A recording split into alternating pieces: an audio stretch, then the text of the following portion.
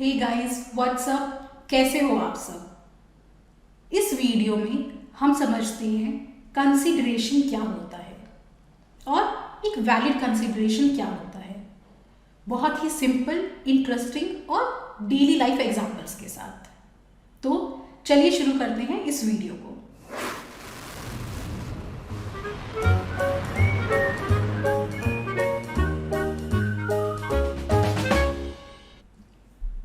Suppose आप एक contract में एंटर कर रहे हैं और मैं आपसे पूछती हूँ आप इस कॉन्ट्रैक्ट में क्यों एंटर कर रहे हैं, ये कॉन्ट्रैक्ट आपने क्यों किया, या फिर ये कॉन्ट्रैक्ट करने से आपको क्या फ़ायदा मिल रहा है। इन क्वेश्चंस का जो आप मुझे जवाब दोगे, जवाब सेम ही होगा। कॉन्ट्रैक्ट में क्यों एंटर कर रहे हो, क्या फ़ायदा मिल रहा है, कुछ फ़ायदा होता है इसीलिए कॉन्ट्रैक्ट करते हैं, कुछ ना कुछ फ़ायदे के लिए ही काम करते हैं। तो जो उसका जवाब होगा वही है कंसिडरेशन। मतलब कॉन्ट्रैक्ट में एंटर करने से जो आपको बेनिफिट हो रहा है वो बेनिफिट ही होता है कंसिडरेशन। चलो एग्जाम्पल से देखते हैं। केजरीवाल ममता दीदी को अपनी ब्लू वैगनर 2 लाख में देते हैं। अगर अब केजरीवाल जी से पूछा जाए ये कॉन्ट्रैक्ट में आपको क्या बेनिफिट है, तो वो कहेंगे 2 लाख रुपए मिल रहे हैं, ये मेरा बेनिफिट है। वहीं ममता दीदी कहेंगी मुझे गाड़ी मिल रही है। तो केजरीवाल के लिए है कंसीडरेशन 2 लाख रुपए, ममता दीदी के लिए है कंसीडरेशन वो गाड़ी। Okay, well enough. अब आप मॉल में जाते हो और बहुत सारी शॉपिंग करते हो, अपनी पसंद के बहुत सारे कपड़े खरीदते हो। मम्मी घर पहुंच के पूछती हैं बेटा तुमने ये कॉन्ट्रैक्ट क्यों किया, क्या फ़ायदा हुआ तुम्हें इससे। आप बोलते हो कि मम्मी मुझे मेरी पसंद के कपड़े मिले, ये मेरा बेनिफिट है। मम्मी इस बात को माने ना माने, पर हाँ ये आपका कंसिडरेशन है। वहीं रिटेलर का कंसिडरेशन क्या है, शॉपकीपर का, उसे पैसे मिले। ओके, एक और सिचुएशन देखते हैं। आप अपनी नई किसी कार अपने घर से लेकर बाहर निकलते ही हो, तभी अपने नेबर को हिट कर देते हो, उसे चोट लग जाती है। अब वो कह रहा है कि वो आपको कोर्ट में ले जाएगा, ही विल सू यू, ये उसका राइट है। लेकिन आप उसे समझा बुझा लेते हो, मना लेते हो। आप उसे कहते हो जो उसको चोट लगी है, उसका नुकसान हुआ है, उसके लिए आप उसे कॉम्पनसेट कर दोगे। ओके, आपका यहाँ पर बेनिफिट क्या है, आपने ये कॉन्ट्रैक्ट क्यों किया। आपने ये कॉन्ट्रैक्ट इसलिए किया कि आपको कोर्ट के धक्के ना खाने पड़े। आपका कंसिडरेशन ये है कि वो अब कोर्ट नहीं जा रहा, वो आपको सू नहीं कर रहा, वो अपना राइट गिव अप कर रहा है। तो आपका कंसिडरेशन है हिज फॉरबियरेंस टू सू, कि वो आपको सू नहीं कर रहा। उसका कंसिडरेशन क्या है कि जो आप उसे कॉम्पनसेशन दे रहे हो, है ना। यहाँ से हमें समझ में आया कि पार्टी को जो बेनिफिट मिलता है कॉन्ट्रैक्ट में एंटर करने से, सिंपल सरल भाषा में वही कंसिडरेशन होता है। ओके, अब हमने यहाँ पर ये जो 3 एग्जाम्पल्स देखे, यहाँ पर एक बात नोट करो, यहाँ 2 पार्टीज हैं कॉन्ट्रैक्ट की और दोनों ही पार्टीज को कुछ ना कुछ बेनिफिट हो रहा है। एक को पैसे मिल रहे हैं तो दूसरे को गाड़ी भी तो मिल रही है, एक को कपड़े मिल रहे हैं तो दूसरे को पैसे मिल रहे हैं। अगर एक कोर्ट में जाने से बच रहा है, मतलब उसे फॉरबियरेंस टू सू का कंसिडरेशन मिल रहा है, तो दूसरे को कॉम्पनसेशन मिल रहा है ना। यही कंसिडरेशन की एक बात है जिसे क्विड प्रो क्यो कहते हैं। मतलब एक हाथ दे एक हाथ ले। Each party has to promise, हर पार्टी को प्रॉमिस करना पड़ेगा कि वो कुछ वैल्यूएबल प्रोवाइड करेगी इन एक्सचेंज दूसरी पार्टी के कंसिडरेशन में। इसी को कॉन्ट्रैक्ट कहते हैं। मतलब एक्सचेंज होना बहुत ज़रूरी है। अगर आप किसी पार्टी को कुछ वैल्यूएबल दे रहे हो कॉन्ट्रैक्ट में, तो सामने से भी इन रिटर्न आपको कुछ वैल्यूएबल उसके लिए मिलना चाहिए। अगर केजरीवाल अपनी गाड़ी देते हैं, अपनी वर्ल्ड फेमस ब्लू वैगनर देते हैं, तो ममता दीदी भी उन्हें इन एक्सचेंज 2 लाख रुपए दे रही हैं, है ना। अगर शॉपकीपर को पैसे दे रही हो तो वो भी आपको आपके फेवरेट कपड़े दे रहा है। अगर सामने वाला सू नहीं कर रहा, he is giving up his right to sue, तो उसके बदले आप उसे कॉम्पनसेट कर रहे हो। ठीक है, इससे क्या समझ में आता है? अगर आप कोई चैरिटी करते हो आत्मा की शांति के लिए, परोपकार के लिए, तो आप तो सपोज चैरिटी में पैसे दे रहे हो, कुछ सर्विस प्रोवाइड कर रहे हो, वो ठीक है, लेकिन आपको सामने से इन रिटर्न कुछ वैल्यूएबल नहीं मिल रहा, इसलिए वो एक वैलिड कॉन्ट्रैक्ट नहीं होगा। कंसिडरेशन दोनों साइड से फ्लो करना चाहिए, there must be exchange. For example, अचानक से आज आपके पास फोन आता है आपके एक किसी अंकल का, ठीक है, वो बोलते हैं बेटा मुझे तुझ पे इतना प्यार आ रहा है, out of love, out of affection, मैं तुझे एक बहुत प्यारा सा बड़ा सा बंगलो खरीद के दे रहा हूँ। आप अपने कानों पे विश्वास नहीं कर पाते, अरे ये क्या, मतलब मुझसे इतना प्यार करते हैं ये अंकल, मुझे पता ही नहीं था। ओके, आपकी खुशी का कोई ठिकाना नहीं है। अब लेकिन कुछ टाइम बाद आप जब पूछते हो कि अंकल उस बंगलो का क्या हुआ, तो वो मना कर देते हैं। तो क्या आप कुछ कर सकते हो? क्या एक ये वैलिड कॉन्ट्रैक्ट था? क्या यहाँ पर वैलिड कंसिडरेशन था? ये सोचो, आपको तो बहुत बड़ा बंगलो मिल रहा था, लेकिन क्या उसके बदले अंकल को कुछ मिल रहा था? क्या आप अंकल को कुछ दे रहे थे उस बंगलो के बदले? क्या यहाँ पर कोई एक्सचेंज था? क्या यहाँ पर कोई प्रो क्यो था? एक हाथ ले एक हाथ दे? नहीं ना, इसलिए ये वैलिड कंसिडरेशन नहीं था। हर पार्टी को अपनी कुछ पोजीशन चेंज करनी होती है कॉन्ट्रैक्ट में, वो दूसरी पार्टी को कुछ बेनिफिट प्रोवाइड करे और दोनों करें आपस में एक दूसरे के प्रॉमिस के लिए, तभी वो वैलिड कंसिडरेशन होता है।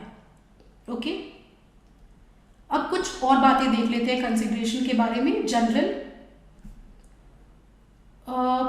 एक पुलिस ऑफिसर की बात सोचते हैं। सपोज आजकल पूरे न्यूज़ चैनल्स भरे पड़े हैं सुशांत सिंह राजपूत के मर्डर मिस्ट्री केस से रिलेटेड। अब उस मर्डर मिस्ट्री की इन्वेस्टिगेशन एक पुलिस ऑफिसर कर रहे हैं, लेट्स से सिंघम। उनके फादर कहते हैं सुशांत के कि सर प्लीज़ उनके मर्डर को ढूंढ लाइए, मैं आपको एक रिवॉर्ड दूंगा। ओके, वो बहुत मेहनत मुशक्कत करके उस मर्डरर को ढूंढ लाते हैं, लेकिन अब अगर वो रिवॉर्ड देने से मना करते हैं तो क्या पुलिस ऑफिसर कुछ कर सकता है? नहीं, ये एक वैलिड कंसिडरेशन नहीं है। पुलिस ऑफिसर की ड्यूटी है, वो लीगली बाउंड है कि उसे जो केस मिला है, मर्डर को पकड़े, चोर को पकड़े, वगैरह वगैरह, वो उसकी ड्यूटी है। अगर उस ड्यूटी के लिए उसका जो काम है उसके बदले उसे कुछ कंसिडरेशन देने की बात हो, वो एक वैलिड कंसिडरेशन नहीं होता। ओके, वो एक वैलिड कंसिडरेशन नहीं होता। वैसे ही लीगल ड्यूटी हो ये ज़रूरी नहीं है। अगर कोई कॉन्ट्रैक्चुअल ड्यूटी भी है, सपोज आपने अपनी लॉयर के साथ एक कॉन्ट्रैक्ट किया, आपका एक केस चल रहा है, 1 लाख रुपए की फीस तय हुई, ये डिसाइड हुआ कि 1 लाख में वो आपका केस लड़ेगा, ये कॉन्ट्रैक्ट हो गया। अब ये उसकी जिम्मेदारी है कि वो केस लड़े और आपको जितवाए, इस तरह से वो अपनी मेहनत करे। अब आप उसे बोलते हो बाद में कॉन्ट्रैक्ट होने के बाद कि सर अगर आपने मुझे जितवा दिया तो मैं आपको 10,000 का एक गिफ्ट दूंगा। क्या ये एक वैलिड कंसिडरेशन है? नहीं, ये एक वैलिड कंसिडरेशन नहीं है, क्योंकि लॉयर की कॉन्ट्रैक्चुअल ड्यूटी थी कि वो आपका केस लड़े और आपको जितवाए। अगर कल को वो आपको जितवा देता है और आप उसे पैसे देने से मना कर देते हो, वो गिफ्ट देने से मना कर देते हो, तो वो कुछ नहीं कर सकता। ओके, तो ऐसी सिचुएशंस में जहां ऑलरेडी एग्जिस्टिंग ड्यूटी हो, उसके बाद उस काम को करने के लिए अगर कुछ कंसिडरेशन की बात हो तो वो वैलिड नहीं होता। ठीक है, एक और चीज देखते हैं, कंसिडरेशन एडिक्वेट हो ये जरूरी नहीं। कई बार हमारी लाइफ में ऐसा होता है, हम एक डील कर लेते हैं, कॉन्ट्रैक्ट कर लेते हैं और बाद में रियलाइज होता है अरे नो यार, ये तो मतलब नुकसान हो गया, घाटे का सौदा हो गया, ये डील प्रॉपर नहीं हुई। लेकिन उससे कोई फर्क नहीं पड़ता उस कॉन्ट्रैक्ट की वैलिडिटी पे, वो कॉन्ट्रैक्ट वैलिड है। फॉर एग्जाम्पल, अगर ये कार 2 लाख की जगह 10 रुपये में बेची जाती तब भी ये कॉन्ट्रैक्ट वैलिड होता। हमें पता है इस गाड़ी की कीमत किसी भी हालत में 10 रुपये नहीं है, और ये तो वैसे भी केजरीवाल की वर्ल्ड फेमस ब्लू वैगनर है, इसकी वैल्यू 10 रुपये नहीं है। लेकिन ये कंसिडरेशन एडिक्वेट नहीं है, इससे कोई फर्क नहीं पड़ता, ये कॉन्ट्रैक्ट बिल्कुल वैलिड है।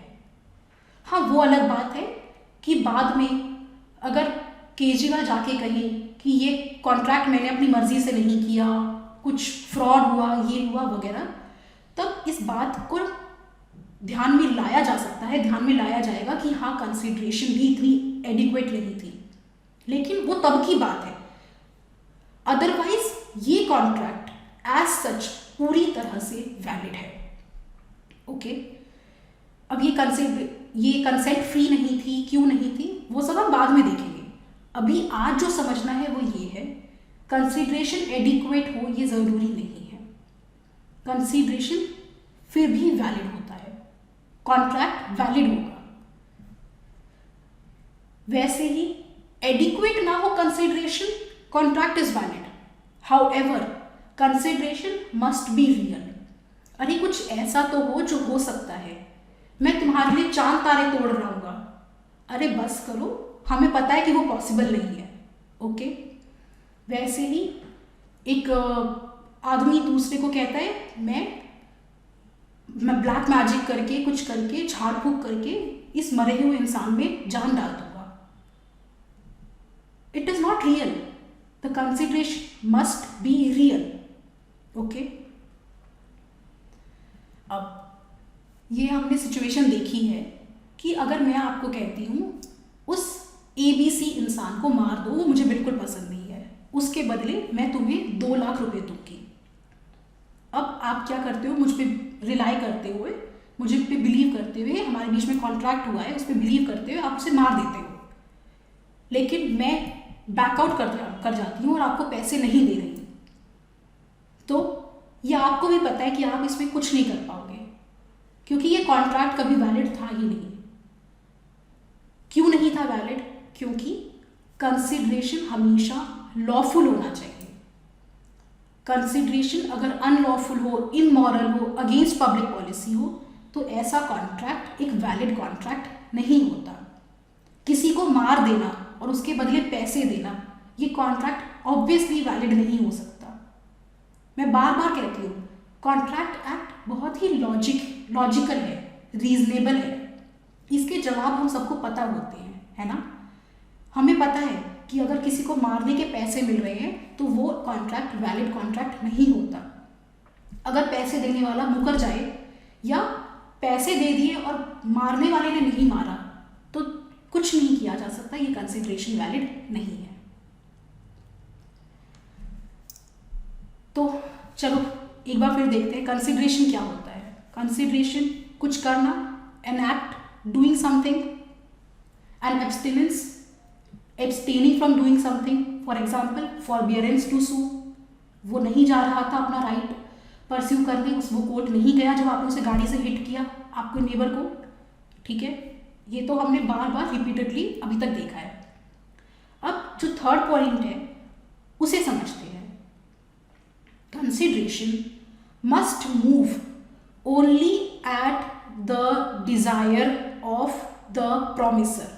कंसिडरेशन हमेशा प्रॉमिसर के डिज़ायर पे मूव करनी चाहिए, मतलब प्रॉमिसर की इच्छा हो, ऑफर हो, उसके बाद ही डिज़ायर मूव करनी चाहिए।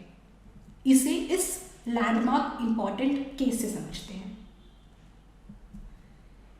ये जो सबसे ऊपर इमेज है ये है A.O. ह्यूम की। ओके, एक अंग्रेज़ों के टाइम में यूपी के एक नदी किनारे बसे शहर के ये कलेक्टर थे। वैसे इससे पहले मैं इस स्टोरी में आगे बढ़ूं, A.O. ह्यूम, क्या ये नाम आपने हिस्ट्री में कहीं सुना है? क्या आपको याद आ रहा है ये इम्पॉर्टेंट क्यों है? अगर आपको नहीं पता तो मैं कोई बात नहीं, बता देती हूँ। Important general trivia, A.O. Hume ही है जिन्होंने कांग्रेस को फाउंड किया। ये कांग्रेस पार्टी जो है, राहुल गांधी, प्रियंका गांधी, सोनिया गांधी, वही जो कांग्रेस पार्टी है उसके फाउंडर है मिस्टर A.O. ह्यूम। ओके, तो अब समझ गए ये कितने इंपॉर्टेंट इंसान है हमारे हिस्ट्री के। अगर आपको इसके बारे में ऑलरेडी पता था तो प्लीज़ मुझे कमेंट्स में बताना, बीच बीच में ऐसे जनरल इंफॉर्मेशन भी शेयर करेंगे। अब back to the story. A.O. Hume ये कलेक्टर है यूपी के एक शहर के। इन्हें रियलाइज होता है कि उनके शहर में एक मार्केट होनी चाहिए, एक प्रॉपर मार्केट। तो ये वहाँ के एक बहुत पैसे वाले, अमीर, इन्फ्लुएंशियल आदमी को बोलते हैं कि इंसिस्ट करते हैं, रिक्वेस्ट कह लीजिए कि मार्केट ऐसे ऐसे सर मार्केट होनी चाहिए। ओके, उनकी रिक्वेस्ट पे वो एक मार्केट बना देता है, अपने पैसे लगाता है, लोगों से काम करवाता है और शॉप्स बना देता है, और वहाँ पर शॉपकीपर जाकर अपनी दुकानें भी खोल लेते हैं। इस मार्केट को A.O. ह्यूम के नाम पे ही इंटरेस्टिंगली ह्यूमगंज भी कहते हैं, ह्यूमगंज। वैसे बता दूं, ये मार्केट आज भी एग्जिस्ट करती है, यूपी के एक शहर इटावा में। ठीक है, अब क्योंकि इस आदमी ने ये मार्केट बनाई तो एक तरह से ये इस मार्केट का चौधरी बन के बैठ गया, और इस मार्केट में जब भी दुकानदार कोई सामान बेचता है उस पे कुछ कमीशन ये लेता है और उसे अपना हक कहता है। भैया मैंने मार्केट बनाई है, ये मेरा हक है, जब भी इस मार्केट में सामान बेचोगे कुछ कमीशन मेरा। ओके, लोकल अथॉरिटीज भी इसकी बात मानती हैं, बहुत इन्फ्लुएंशियल आदमी है, लोकल अथॉरिटीज भी शॉपकीपर्स की हेल्प नहीं कर रही। उसके बाद ये एक अग्रीमेंट भी कर लेता है शॉपकीपर्स के साथ कि मैंने तुम लोगों को ये मार्केट बना के दी, इसलिए इसके बदले तुम मुझे थोड़ा बहुत जो एक सर्टेन अमाउंट है वो कमीशन में दोगे। तो कॉन्ट्रैक्ट में कंसिडरेशन क्या है, इसके अकॉर्डिंग मैंने मार्केट बनाई, ये तुम्हारा कंसिडरेशन, उसके बदले मेरा कंसिडरेशन है कि तुम सामान बेचने पे कुछ कमीशन दोगे। अब इसी अग्रीमेंट की वैलिडिटी कोर्ट के पास है। कोर्ट देखती है कि यहां पर वैलिड कंसिडरेशन है कि नहीं। कोर्ट कहती है प्लेंटिफ ने क्या किया, मार्केट बनाई, उसमें अपने पैसे खर्च किए, बहुत डिलीजेंटली काम भी किया, बहुत पेन लिया कि वो मार्केट सेट हो जाए, वहां पर शॉपकीपर आकर अपनी शॉप स्टार्ट करें, किया, बिल्कुल किया, ठीक है। लेकिन क्या उसने वो सब कुछ प्रॉमिसर के लिए किया? मतलब क्या उसने जो ये मार्केट बनाई वो डिफेंडेंट्स, शॉपकीपर्स के डिजायर पे बनाई? नहीं। कोर्ट ने कहा ये काम उसने A.O. ह्यूम को खुश करने के लिए किया था, उसने तो कलेक्टर को प्लीज करने के लिए काम किया था। इनफैक्ट जब वो मार्केट बना रहा था तो उसके दिमाग में ये शॉपकीपर्स तो थे ही नहीं। मार्केट बनी, बाद में ये शॉपकीपर्स आए और उन्होंने अपनी शॉप्स वहां पर सेट की। इसलिए क्योंकि ये कंसिडरेशन प्रॉमिसर के डिजायर पे नहीं था, इसलिए ये वैलिड कंसिडरेशन नहीं है, और इसीलिए वो अब इन शॉपकीपर से कमीशन गलत मांग रहा है। शॉपकीपर्स के कहने पर उसने मार्केट नहीं बनाई थी। ओके, तो हमें हमेशा याद रखना है कि कंसिडरेशन हमेशा प्रॉमिसर के डिजायर पे ही हो। अगर थर्ड पर्सन के डिजायर पे या अपने आप से अगर हम कुछ करते हैं तो वो एक वैलिड कंसिडरेशन नहीं होता। Consideration must always move at the desire of the promiser. यहाँ पर शॉपकीपर्स के डिजायर पर उसने मार्केट नहीं बनाई थी, उसने तो किसी थर्ड पर्सन, उस कलेक्टर के कहने पे ये मार्केट बनाई थी, इसलिए ये एक वैलिड कंसिडरेशन नहीं है। ओके, अगर लॉजिकली समझे तो कॉन्ट्रैक्ट जिसके साथ करना है उसके कहने पे, उसकी डिजायर पे काम होना चाहिए ना, नहीं है तो कंसिडरेशन वैलिड नहीं है। ये केस है दुर्गा प्रसाद वही चौधरी मार्केट के, versus Baldev and others shopkeepers. Okay, अब ये तो हमने समझ लिया कि कंसिडरेशन हमेशा डिजायर, प्रॉमिसर के डिजायर पे मूव करनी चाहिए। एक अब इस वीडियो का सेकंड और लास्ट पॉइंट समझते हैं जो बहुत ही इंपॉर्टेंट है। Consideration may be done by the promisee himself, या तो प्रोमिसी जो है वो खुद से कर दे कंसिडरेशन, और any other person. Consideration third person से यहाँ पर प्रोमिसी या किसी और पर्सन से मूव कर सकता है। कंफ्यूज मत हो, अभी ये केस समझते हैं तो बहुत इजीली समझ में आ जाएगा। एक ओल्ड लेडी थी, ठीक है, उनकी एक बेटी है। वो अपनी बेटी को प्रॉपर्टी देती है, लैंड देती है। जब वो प्रॉपर्टी की डीड बनाती है तो उसमें एक कंडीशन होती है। वो कहता है, बेटी मैं तुम्हें अपनी प्रॉपर्टी दे रही हूं, लेकिन इसकी कंडीशन ये है कि मैं जो प्रॉपर्टी दे रही हूं उसके बाद तुम मेरी बहन को हर साल 653 रुपीज एज एन्युटी दोगी। एन्युटी मतलब एक फिक्स सम जो हर साल दिया जाए।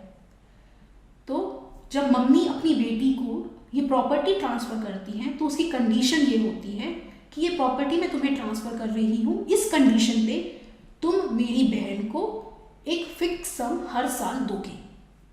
ठीक है, बेटी मान जाती है। बेटी इवन एक करारनामा, एक डीड भी कह सकते हैं, वो कर देती है, अग्रीमेंट कर देती है अपनी मासी के नाम कि हाँ मासी मैं आपको हर साल जितना मम्मी ने बोला है उतने पैसे दूंगी। ओके, लेकिन बाद में बेटी देने से मना कर देती है। बेटी वो पैसे देने से मना कर देती है। तब उस लड़की की मौसी कोर्ट में जाती है कि इसने प्रॉमिस किया है, ये मुझे पैसे मिलने चाहिए। अब ये बताइए क्या ये वैलिड कंसिडरेशन है? क्योंकि जो पहला कॉन्ट्रैक्ट हुआ था वो तो माँ बेटी के बीच में हुआ था। तो ये मौसी का जो कंसिडरेशन है, क्या ये वैलिड कंसिडरेशन है? कोर्ट ने कहा कि ये दो अलग अलग ट्रांजैक्शंस नहीं है, ये दो अलग अलग अग्रीमेंट्स नहीं है, कॉन्ट्रैक्ट नहीं है, ये पूरा एक ट्रांजैक्शन है। माँ ने बेटी को लैंड इसी शर्त पे दिया था कि वो उनकी बहन को हर साल 653 रुपीज देगी, और इसी शर्त पर बेटी ने वो लैंड लिया था। उसके बाद बेटी ने उस शर्त को मानते हुए अपनी मौसी के साथ अग्रीमेंट किया, हाँ मैं आपको पैसे दूंगी। ये पूरी एक ट्रांजैक्शन है, इसलिए ये वैलिड है, इसलिए बेटी को ये पैसे देने पड़ेंगे। हमने क्या देखा कि कंसिडरेशन दोनों साइड से मूव करना चाहिए, है ना। अब यहाँ पे अगर उस लड़की और उसकी मौसी की बात करें तो वो तो उन्हें पैसे देगी, ये उनका कंसिडरेशन हो गया मासी का। लेकिन उस लड़की का कंसिडरेशन क्या है? मासी की साइड से कुछ नहीं है ना। हाँ, लेकिन उसकी मम्मी की साइड से ज़रूर है। उन्होंने उन्हें प्रॉपर्टी दी, उस लड़की को प्रॉपर्टी दी कि मेरी बहन को पैसे देना। तो इंडिया में ऐसा पॉसिबल है कि दो पार्टीज जिनके बीच में कॉन्ट्रैक्ट हो रहा है, उससे स्ट्रेंजर कोई थर्ड पर्सन भी कंसिडरेशन दे सकता है। एक इजी एग्जांपल से समझते हैं। आपके और मेरे बीच में एक कॉन्ट्रैक्ट होता है, मैं आपको एक बुक दूंगी 100 रुपीज़ की, मैं आपको वो बुक दे देती हूँ, लेकिन आपकी जगह आपका फ्रेंड मुझे वो 100 रुपीज़ दे देता है। तो ये एक वैलिड कंसिडरेशन है।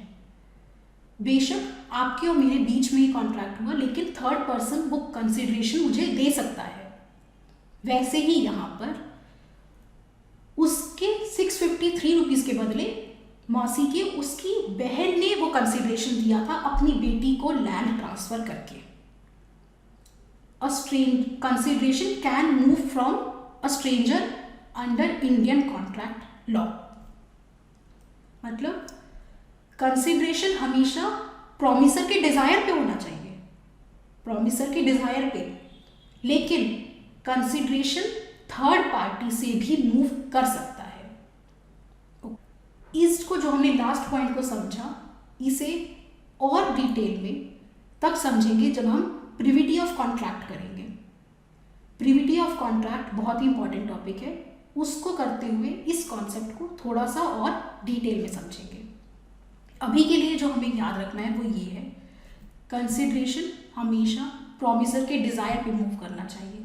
Durga Prasad versus Baldev and others, लेकिन कंसिडरेशन प्रॉमिसी या थर्ड पर्सन से मूव कर सकता है। चिन्नैया वर्सेस रमैया, चिन्नैया मौसी, रमैया वो लड़की। ओके, अभी कंसिडरेशन में और बहुत कुछ है, वो अपकमिंग वीडियोस में देखेंगे। तब तक let's end this video on this note, all of us do not have equal talent. ये ज़रूरी नहीं हम सबके पास इक्वल टैलेंट हो, और ये होता भी नहीं है, लेकिन हम सबके पास अपॉर्चुनिटीज़ होती हैं कि हम अपने टैलेंट्स को डेवलप कर सकें। ये ब्यूटीफुल थॉट है APJ अब्दुल कलाम का। इसी के साथ let's end this video. I hope आपको ये अच्छा लगा हो। Please give it a like, a thumbs up. Also please subscribe to my channel, it would mean a lot to me. I'll see you next time with next video, next topic. Till then, take care and bye-bye.